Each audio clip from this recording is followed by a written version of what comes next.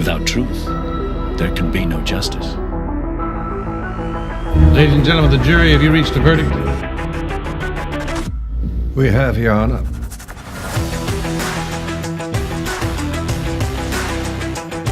Speak out. Ask those questions. Demand that truth.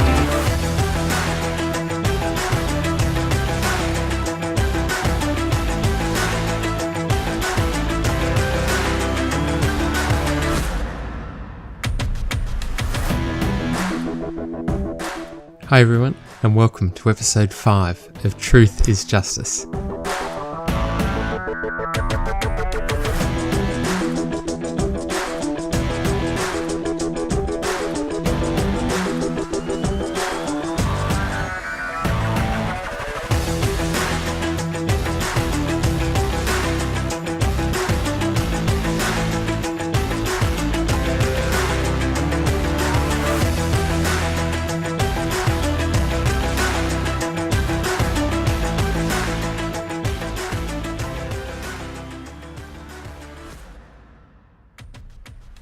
Thanks for joining us.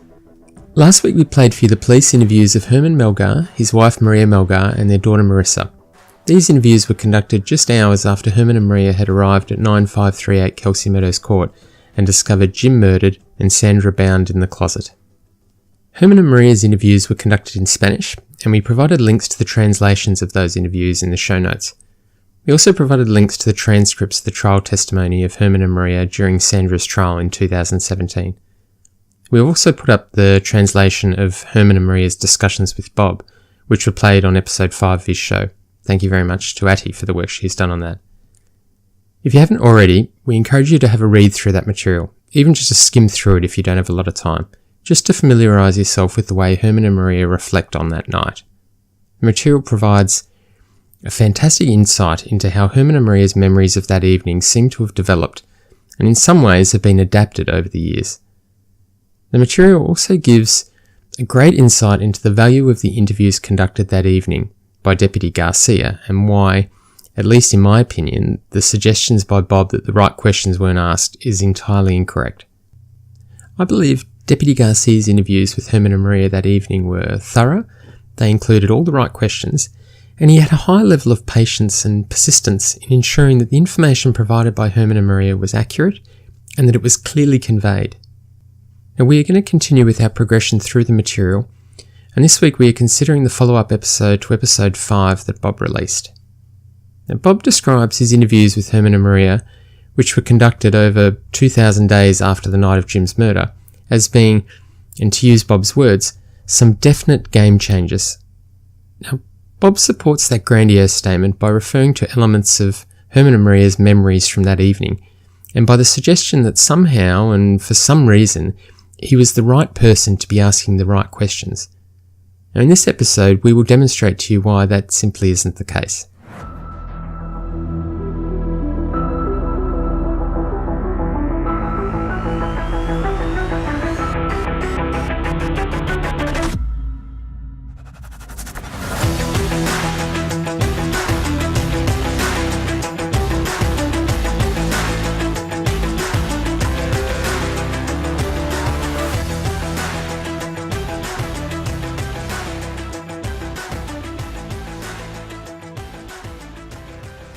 In response to a listener question about possible inconsistencies in a timeline that Bob had provided of the evening when Herman and Maria arrived at the home, Bob begins the follow-up episode by asking his audience to consider the scenario that greeted Herman and Maria that evening, and he describes the environment as being one where chaos has broken loose, an environment that is scary, and a situation where all the events have happened within a minute or two.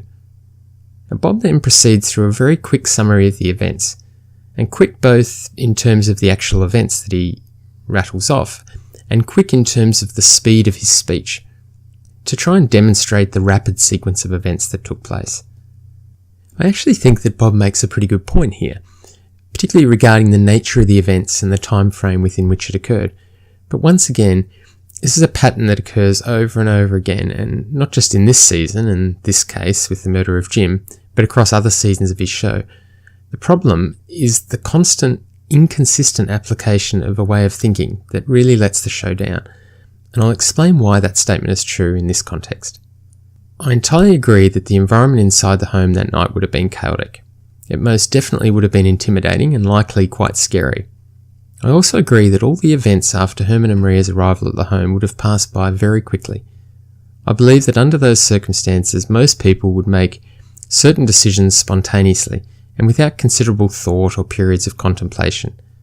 Your senses would be heightened, but unlike the fictional character Sherlock Holmes, who applies a supremely refined level of deductive and inductive reasoning to particular stressful situations, most people will act in an instinctive way, and they will not have a great regard for committing specific details to memory. And that is what I believe the evidence demonstrates here, and it's why Deputy Garcia's interviews with Herman and Maria were so valuable. From the perspective of a reasonable person, the events described by Herman and Maria during those interviews suggested exactly the type of scenario you would consider, one which was stressful and threatening.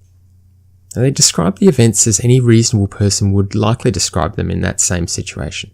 Just the right amount of details, just the right amount of recollection of specific elements, and a suggestion of all the events happening very quickly.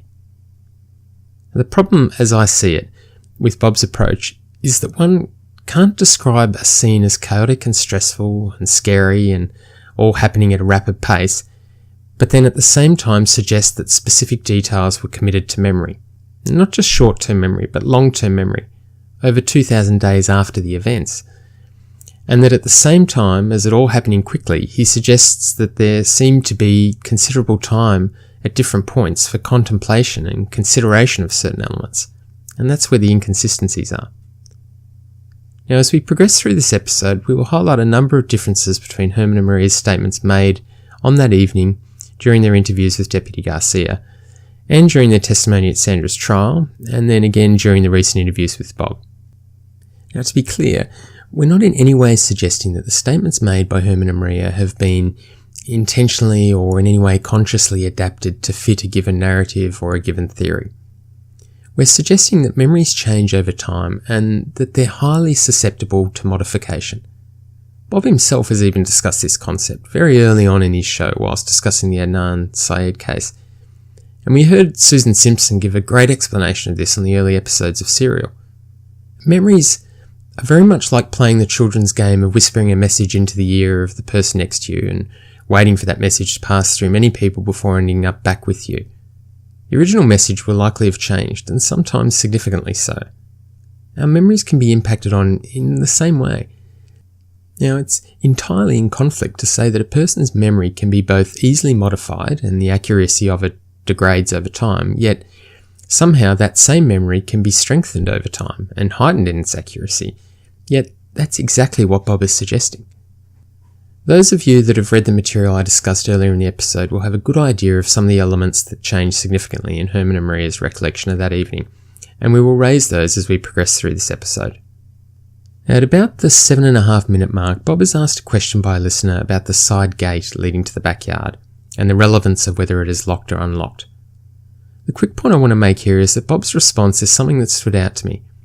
Now, Bob reflects on how all the houses in the street have fences, and then he goes on to say, and to quote Bob, and most of them, I would assume, would have secured gates to the backyard. Now, that statement stood out to me because it makes an assumption about a very significant element of his narrative, the theory that intruders broke into the Melgar home. Now, consider different assumptions in that context. What if we said that every house in the street, except the Melgar's home, didn't have a latch on the gate? What if all the other gates were simply spring-closed or tilted in such a way that they closed easily? Now, that very assumption, it completely changes the context of the narrative, and it is no more or less valid than the very assumption that Bob has made. Now, at about the 8.5 minute mark, Bob talks briefly about the trial testimony of Herman, and specifically he notes how Herman performed a demonstration during the trial of how the arm bindings were applied to Sandra when she was discovered. Now, this is significant, and it requires us to refer to the interviews conducted with Deputy Garcia, and to refer to the trial transcripts, and to refer to Bob's interview with Herman. Referring first to the interview conducted by Deputy Garcia with Herman on the evening of the 23rd of December 2012. And Deputy Garcia asks Herman to describe what happened and what he saw, and Herman notes how upon opening the bathroom closet door he found Sandra tied by her feet and her hands. He goes on to describe how he untied the knots she had around her hands and notes that the hands were tied behind her back. A short time later in the interview, Herman states again that Sandra's hands were tied behind her back and stating that her arms were towards her back. In total, during the interview, Herman goes on to state 8 times that Sandra's hands, specifically her hands, he doesn't refer to arms, were tied behind her back. He does describe Sandra's arms on one occasion, when describing how the bindings were applied, by saying that Sandra's arms were towards the back. Not crossed over, not twisted, not bent at 90 degrees, but just towards the back. And to remind you again, this is Herman's direct verbal account of the positioning of Sandra's arms from his perspective, given just hours after he discovered Sandra. By contrast, the descriptions given by Herman at trial were very different, and this is where the language relating to hands disappears from Herman's recollection, and the words arms and wrists play a more prominent role. Now, we'll compare that again with Bob's interview, which again was conducted over 2,000 days after the event. The term hands has again disappeared, and the term arms now plays a prominent role. And Bob does note that Herman performs a demonstration of how he recalls Sandra being restrained. Herman apparently lay down on the floor with his arms behind his back. Now, it's in this interview where we hear for the first time on record that the bindings on Sandra's arms resembled a bandage in the way that they were wrapped.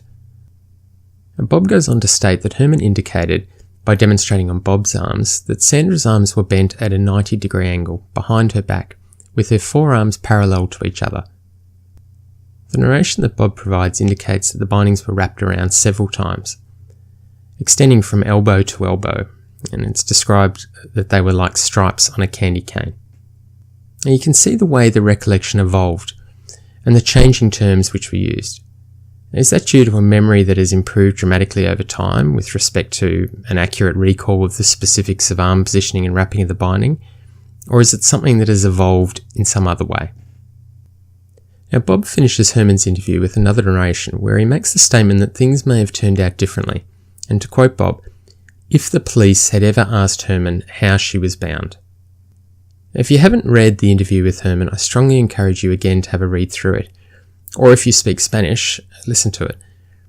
Deputy Garcia allows Herman to describe the way Sandra was bound. Not once, not twice, but specifically referring to how she was tied 8 separate times. And Deputy Garcia didn't stop Herman from talking. He didn't suggest anything, he didn't offer up words, he didn't provide actions to influence a particular outcome.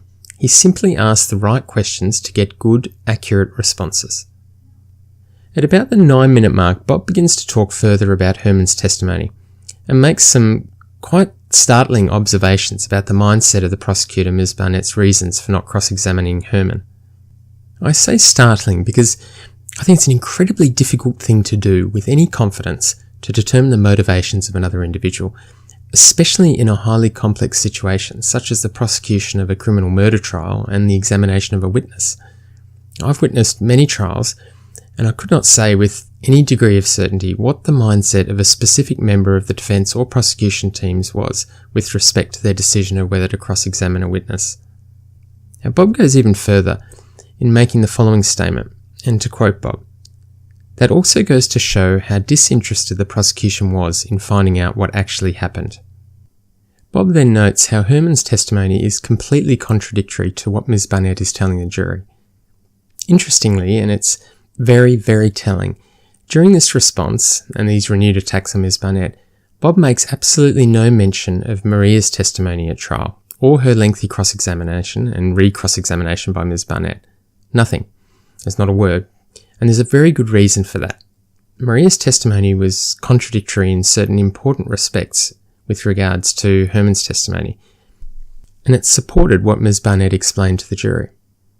And to explain that statement a little bit further, we'll go back to the interviews with Deputy Garcia, to the trial testimony, and to Bob's interviews, and this time we'll look at it from a broader perspective, with respect to how Sandra's bindings were applied, who saw them, and who individually released them. Now, during Herman's interview with Deputy Garcia, he describes how he released the bindings fully from Sandra's hands with the scissors which Sandra had directed him to. And he doesn't just make mention of completing this process fully himself once. Deputy Garcia asks him to confirm this, and Herman does confirm it. So to be clear, Herman confirms during the interview, which was made just hours after discovering Sandra in the closet, that he, and he alone, removed the bindings from Sandra's arms. Now, this doesn't appear to be a failure of translation or anything similar, because Herman goes on to describe how he took the cut bindings off and left them there on the floor. He goes even further in stating that he removed them fast, and that's exactly what you would expect in such a high-stress situation where the ultimate goal, the top priority, was to free Sandra from the restraints. Herman then notes that Maria arrived at the closet door, and he passed the scissors to her to free Sandra's feet bindings. Now, consistent with that account, during Maria's interview with Deputy Garcia, she notes how she was not aware of whether Sandra even had bindings on her hands. She recalls how the first time she saw Sandra, she noticed that her feet were bound. Maria goes on to mention how Sandra's feet were bound 5 separate times during the interview, but she doesn't make mention once of Sandra's hands, arms, or her wrists being bound. Maria describes the colourful scarf used to bind Sandra's feet, that's the blue and green scarf, and she notes how she used the scissors passed to her by Herman to cut the scarf to release Sandra. Now, Deputy Garcia specifically asks about Sandra's hands being bound, and Maria notes that she wouldn't know, that would need to be a question asked of Herman, because when she first saw Sandra, only her feet were bound. So to be clear again, just hours after cutting free Sandra's feet restraints, Maria has no memory whatsoever of even observing ties on Sandra's hands, arms, or wrists, let alone being involved in any way in the process of cutting them. She has a clear memory of cutting the feet binding, and she can even describe the scarf that was used in that binding, describing the colour of it, but she makes a clear statement about not observing the hand bindings. Now at trial, the recollection from Herman's perspective is somewhat different in this respect. Now, Herman describes how he tried to untie the bindings around Sandra's arms, but he states that they were very well tied. He notes how he was able to begin to release the arm bindings by making 2 cuts with the scissors directly to the bindings, and how he then passed the scissors to Maria for her to finish untying Sandra. Now, it's also worth noting that with respect to the chair, Herman notes that upon observing the chair blocking the door, he, and to quote directly from the translation of Herman, immediately removed the chair. Now at trial, Maria had a somewhat different perspective to Herman. She notes how she saw Herman trying to untie Sandra, but that he was unable to complete the process, and she grabbed the scissors from him and finished cutting off the arm bindings and then proceeded to cut the feet bindings. Under cross-examination by Ms. Barnett, Maria is asked about the blue-green scarf. A scarf which, hours after the discovery of Sandra, she tells Deputy Garcia that she removed from Sandra's feet. Initially, Maria notes that it is her memory that the blue-green scarf was wrapped around Sandra's wrists, and Maria uses that word, wrists. And several questions later, Maria describes how Sandra was restrained by a scarf and cords on her ankles, and a scarf and cords on her hands. Now, she's asked by Miss Barnett whether she is absolutely sure about that recollection, and Maria confirms that she is. And further in cross-examination, Ms. Barnett asks Maria about the pillow sham. She presents Maria with the state's exhibit of the pillow sham and asks Maria whether she can recall seeing it anywhere in the bathroom. Maria states she can't recall seeing it anywhere, and when prompted, notes that she doesn't believe the pillow sham was there at all. And during re-cross-examination, Ms. Barnett asks Maria about the specific nature of how Sandra's arms were restrained. Maria is asked to perform a demonstration for the jury, which she does. Maria's demonstration is very interesting. Maria places her hands together behind her back, and it's worth stating this again. Maria states that Sandra's bindings were such that her hands were together, effectively clasping each other. Now that description from Maria would obviously make it completely impossible for the arms to be restrained at a 90-degree angle.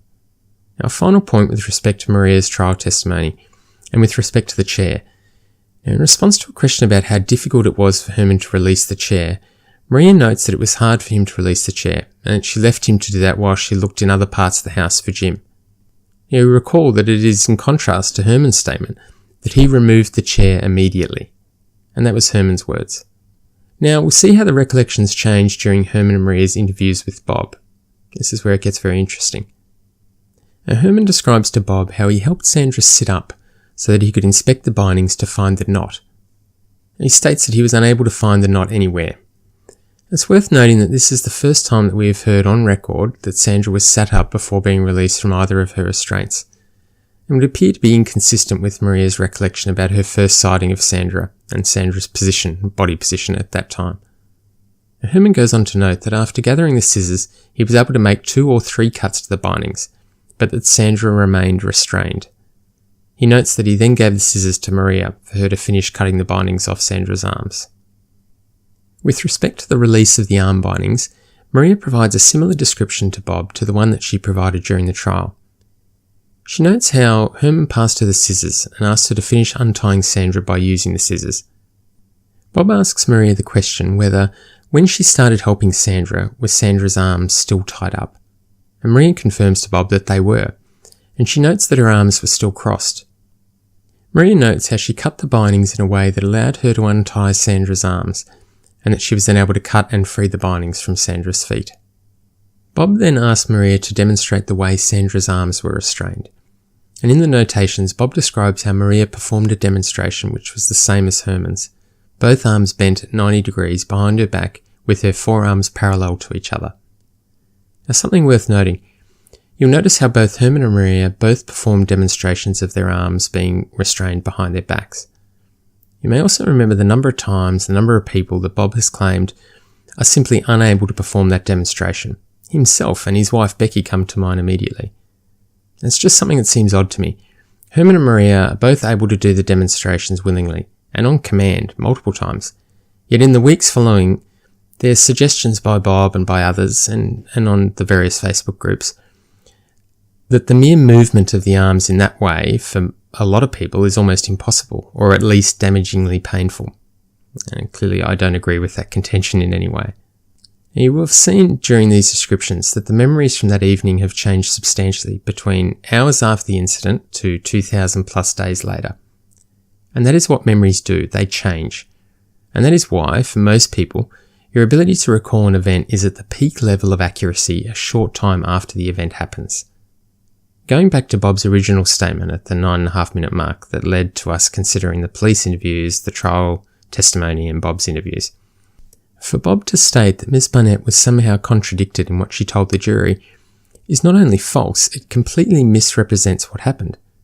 Now that you've been able to hear the testimony from Maria and compare the ways in which the memories of Herman and Maria have changed over time, you'll understand exactly why Bob didn't bring up Maria's testimony at the trial, or ask her or Herman any questions about their police interviews taken just hours after they discovered Sandra restrained in the closet. It simply doesn't fit his narrative. It doesn't fit the story or the image that Bob wants to present, so the facts are simply ignored and they're just not released to the audience. Now, of course, you can decide to ignore elements of the case, and that's what we're finding so often happens with respect to the analysis that Bob conducts. And yeah, that allows you to present an entertaining show and to go on the attack against individuals, etc. But it doesn't lead you to the truth. All it does is create a work of fiction, with a few hand-picked pieces of evidence thrown in to satisfy acceptance in the genre of true crime. Fortunately, the justice system isn't that way. You can't pick and choose which evidence is incorporated into a trial. You can't ignore the evidence that points to guilt and only have the evidence presented to a jury that points to innocence. Now, at about the 11-minute mark, we hear Bob begin to raise questions about the work of Mr. Carpenter. It's brief and it's subtle, and it relates to Bob's assertion that no crime scene photographs were taken of a source of light that Gerson Melgar describes as coming from inside the home. Now, you'll hear us talk a little bit about that again over the coming weeks. You'll recall me raising on a number of occasions on previous episodes how Bob has stated that the state's case revolved around 2 elements. Now, those 2 elements have changed multiple times, depending on what suits Bob's narrative and what his argument is at the time. At the 12-minute mark, we have yet another change to what Bob considers to be the state's case. Firstly, that Sandra's story doesn't make sense, and secondly, that the alternate scenario doesn't make sense. Bob also takes the opportunity again to question why the prosecution wouldn't take every opportunity to get as much information as possible. Conveniently, and Absolutely necessarily from Bob's perspective, again he leaves out the cross-examination and recross of Maria Melgar. At approximately the 13.5-minute mark, Bob describes how the interviews conducted by Deputy Garcia didn't go into any details. Now again, read the transcripts, or if you can speak Spanish, listen to the audio. This is just another entirely false claim that Bob relies on his audience not following up on and taking him at his word. Now at about the 23-minute mark, Bob talks about the bindings and how tight they were. And he notes multiple times how tight the bindings must have been, and he gives a few examples as to why it would have been necessary for them to be extremely tight. I just wanted to mention that, and we'll come back to that point in coming weeks because it has some important implications. At about the 26.5-minute mark, Bob notes that the binding used to restrain Sandra's arms was not stretchy. Now, he doesn't give any justification for that statement. He simply notes that it doesn't look to him like it is stretchy. Again, this is important because it goes on to become something that his audience accepts as fact, and that Bob himself incorporates into explanations about how Sandra could not have possibly self-restrained. And we'll talk about that more in coming weeks. But briefly, the material that was used to bind Sandra's arms was stretchy. In fact, it was significantly stretchy. And that's not a guess. That's information that's come directly from members of the jury that had the opportunity to actually feel the material. Now, at about the 29.5-minute mark, Bob talks about Sandra's arm restraints, and specifically his discussions with Ms. Barnett about what Bob suggests is her description of how Sandra was restrained. Now, Bob describes a restraint which is applied at the wrists, and goes on to explain again Herman's testimony. But once again, the thing he doesn't do is mention Maria's testimony, where she described exactly what Bob is suggesting was a misrepresentation by Miss Barnett. This is nothing more, again, than a method to attack the credibility of Miss Barnett through a statement Bob makes that was entirely false. It was done, again, quite simply through ignoring large elements of the evidence, in this instance, Maria's trial testimony. Now, to finish up this week's episode, Bob answers a question where a follower notes that the police described Sandra as being emotionless. And Bob talks about how he hates seeing comments made like that by the police. And he goes on to describe how it's connected with confirmation bias. This is another interesting comment and something else that we'll be coming back to in the coming weeks. Because whilst Bob is quite comfortable attacking others for making judgments on demeanour, etc., he appears to have no issues with applying the same approach or supporting those that apply the same approach, particularly when it's convenient. And that concludes this week's episode. Thank you again for listening. If you haven't already joined the Truth is Justice Facebook group, we strongly encourage you to do so. There are some excellent discussions taking place with some quite extraordinary analysis being undertaken by some of the members there. And we look forward to you joining us next week on Truth is Justice as we continue to set the record straight.